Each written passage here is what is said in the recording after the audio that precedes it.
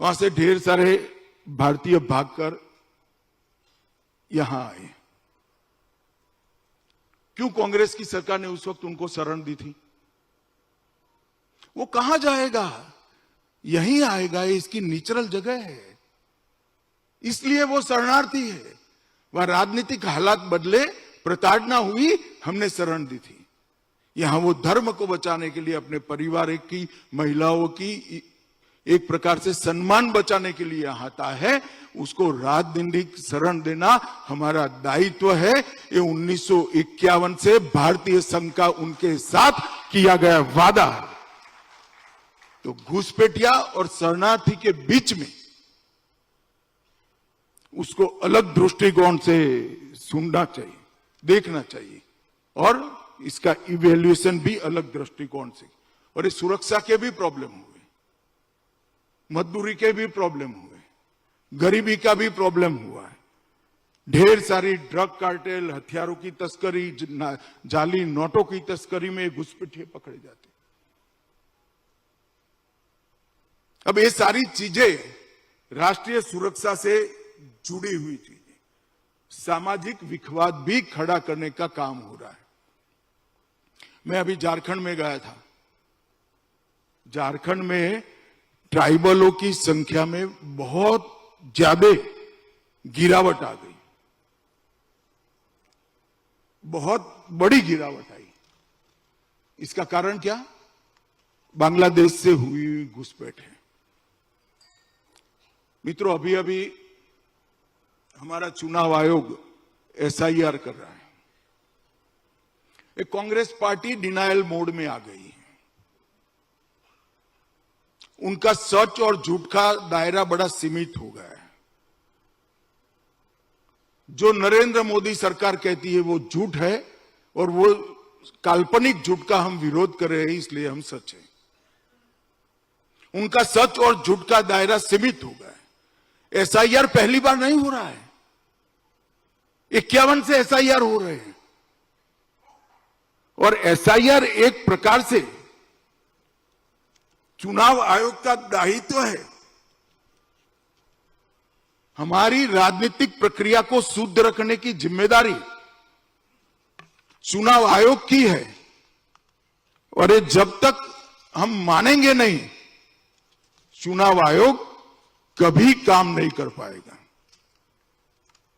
हमारे संविधान के अंदर फ्री एंड फेयर चुनाव करने की जिम्मेदारी चुनाव आयोग को दी। और फ्री एंड फेयर चुनाव तभी हो सकता है जब हम मतदाता सूची मतदाता की व्याख्या के अनुरूप करें। हमारे लोक प्रतिनिधित्व कानून के अंदर मतदाता की व्याख्या की गई है। सबसे पहली इसकी मतदाता बनने की योग्यता वो भारत का नागरिक है, ऐसा लिखा है। आप लोपित करना चाहते हो तो एक प्रस्ताव लेकर आइए पार्लियामेंट में। किस देश में कोई भी वोट डाल सकता है। और दूसरी योग्यता 21 साल का आयु है। अब आप 21 साल का आयु पूछोगे है या नहीं है, तो एसआईआर में पूछना पड़ेगा। और आप भारत के नागरिक हो या नहीं हो, वो एसआईआर में पूछना पड़ेगा। वो भी समझते हैं कि ये पूछना पड़ेगा, परंतु वो इसलिए विरोध कर रहे हैं, इसके कारण जो वोट करते हैं वो वोट उनकी वोट बैंक जो मानकर बैठे हैं उनके करते हैं। मित्रों, ये चुनाव आयोग का दायित्व है। मतदाता सूची का शुद्धिकरण अगर चुनाव आयोग नहीं करेगा तो पॉलिटिकल पार्टी करेगी क्या? और फिर भी चुनाव आयोग की प्रक्रिया से कोई भी आपत्ति हो, कोर्ट में जा सकते हो, इसके खिलाफ जुलूस निकाल सकते हो क्या? इसके खिलाफ जुलूस नहीं निकाल सकते। इस संवैधानिक मर्यादाओं का हर दृष्टि से उल्लंघन है।